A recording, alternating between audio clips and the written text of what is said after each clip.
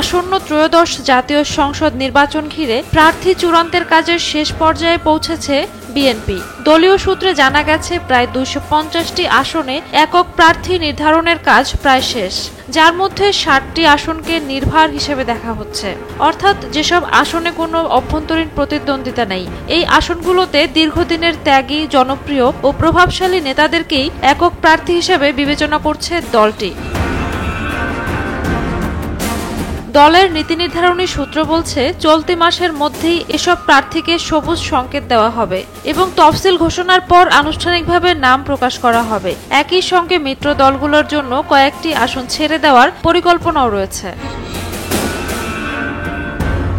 ইতিমধ্যে কেন্দ্রীয় হাইকমান্ড সম্ভাব্য প্রার্থীদের নির্বাচনী মাঠে প্রচারণা শুরু করার নির্দেশ দিয়েছে। প্রতিদিন গুলশান কার্যালয়ে মনোনয়ন প্রত্যাশীদের সঙ্গে বৈঠক চলছে, যেখানে ভোটারদের সঙ্গে ঘনিষ্ঠ যোগাযোগ ও ঐক্যবদ্ধভাবে কাজের আহ্বান জানানো হচ্ছে।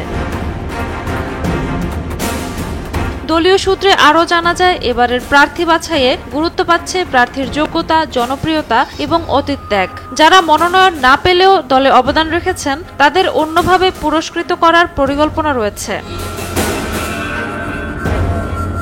সূত্র জানিয়েছে, ডক্টর খন্দকার মোশাররফ হোসেন কুমিল্লা ১, মির্জা ফখরুল ইসলাম আলমগীর ঠাকুরগাঁও ১, মির্জা আব্বাস ঢাকা ৮, গয়েশ্বর চন্দ্র রায় ঢাকা ৩, ডক্টর আব্দুল মঈন খান নরসিংদী ২, ইকবাল হাসান মাহমুদ টুকু সিরাজগঞ্জ ২, সালাউদ্দিন আহমদ কক্সবাজার ১, মেজর অবসরপ্রাপ্ত হাফিজ উদ্দিন আহমেদ ভোলা ৩, বরকতুল্লাহ বুলু নোয়াখালী ৩, মোহাম্মদ শাহজাহান নোয়াখালী ৪, শহীদউদ্দিন চৌধুরী অ্যানি লক্ষ্মীপুর ৩, মিয়া নুরউদ্দিন অপু শরীয়তপুর ৩, আসাদুল হাবিব দুলু লালমনিরহাট ৩, অনিন্দু ইসলাম অমিত যশোর ৩, রশিদুজ্জামান মিল্লাত জামালপুর ১, রকিবুল ইসলাম বকুল খুলনা ৩, ব্যারিস্টার কায়সার কামাল নেত্রকোনা ১, মাহমুদ হাসান খান চুয়াডাঙ্গা ২, ফজলুল হক মিলন গাজীপুর ৫, আমিরুল ইসলাম খান আলিম সিরাজগঞ্জ ৫, আমিনুল হক ঢাকা ১৬, লুৎফুজ্জামান বাবর নেত্রকোনা ৪, ব্যারিস্টার মোহাম্মদ নওশাদ জমির পঞ্চগড়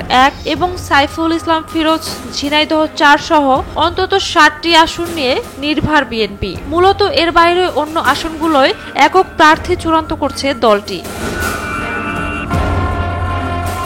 মির্জা ফখরুল জানিয়েছেন, এবারের প্রার্থী তালিকায় তরুণ ও নারী প্রার্থীদের অগ্রাধিকার দেওয়া হবে। অন্যদিকে রুহুল কবির রিজভী বলেন, আমরা যাচাই করছি কে এলাকার সবচেয়ে গ্রহণযোগ্য ও জনপ্রিয়। তৃণমূলের মতামতকেই গুরুত্ব দেওয়া হচ্ছে। দলীয় সূত্র মতে, যারা দুঃসময় দলের পাশে ছিলেন, ক্লিন ইমেজ বজায় রেখেছেন এবং কর্মীবান্ধব হিসেবে পরিচিত, তারাই এবার বিএনপির মনোনয়নে শীর্ষে থাকবেন। ঝুমা মৃধা, বৈশাখী সংবাদ।